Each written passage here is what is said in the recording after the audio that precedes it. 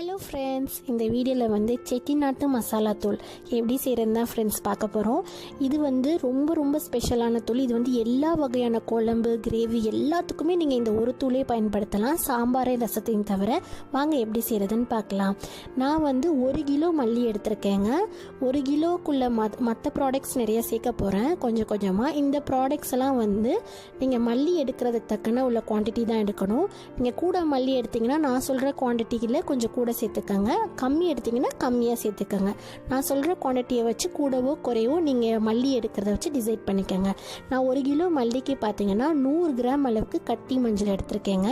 கட்டி மஞ்சள் தான் இதுக்கு பயன்படுத்தணும்.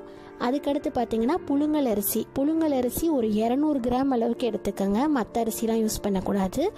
அடுத்து வந்து 50 கிராம் கிட்ட வந்து மிளகு, கருப்பு மிளகு எடுத்துக்கோங்க.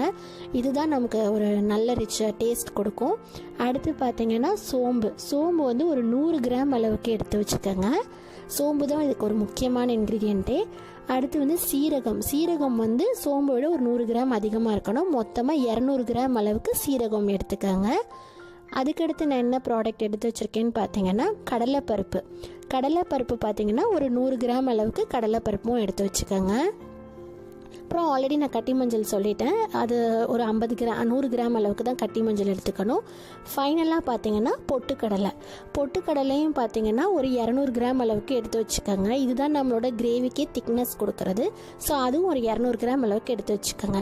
இந்த ப்ராடக்ட்ஸ் எல்லாமே நீங்கள் வந்து வெயிலில் நல்ல ஒரு தட்டுலையோ பேப்பர்லையோ இல்லை தாம்பலத்துலேயோ நல்லா வெயிலில் வந்து ஒரு நாள் அளவுக்கு நல்லா காய விட்டுருங்க. நல்லா ஒரு அந்த ட்ரையாக இருக்கும் பார்த்தீங்களா, வர அதோட ஈரத்தன்மை இல்லாமல் ரொம்ப காஞ்ச மாதிரி இருக்கும் பார்த்தீங்களா, ஓரளவுக்கு காஞ்சா போதும். அந்த மாதிரி வெயிலில் ஃபுல்லாக நீங்கள் வந்து இந்த மாதிரி பரப்பி காய விட்டுருங்க. இன்கேஸ் வெயிலில் உங்களால் காய வைக்க முடியலன்னா நீங்கள் வந்து அடுப்பில் கூட வாணலியில் லேசாக எல்லாத்தையும் வறுத்து கூட நீங்கள் வந்து பயன்படுத்திக்கலாம்.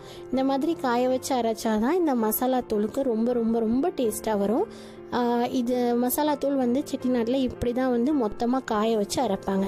அடுத்து வந்து பொரி அரிசி நான் சொன்னேன் இல்லைங்களா, புழுங்கல் அரிசி 200 கிராம், அதை வந்து இந்த மாதிரி வானலியில் வந்து ட்ரை பேனில் வந்து எண்ணெயே சேர்க்காம இந்த மாதிரி நீங்கள் வந்து வறுத்து எடுத்துக்கணும். நல்லா இந்த மாதிரி ஒரு லோ ஃப்ளேமில் வச்சு வறுத்து எடுத்துக்கோங்க.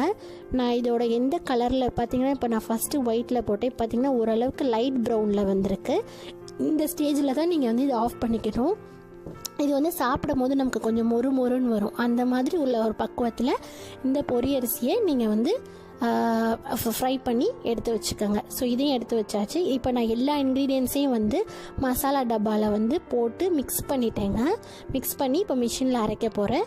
நான் அரைச்சிட்டு வந்து எப்படி இருக்குன்னு காட்டுறேன். இது எல்லாமே நீங்கள் ஓரளவு நல்லா மிக்ஸ் பண்ணிடுங்க. பார்த்தீங்கன்னா இப்படி நைஸாக அரைச்சி நீங்கள் எடுத்துகிட்டு வந்துடணும். பார்த்தீங்கன்னா தெரியும்.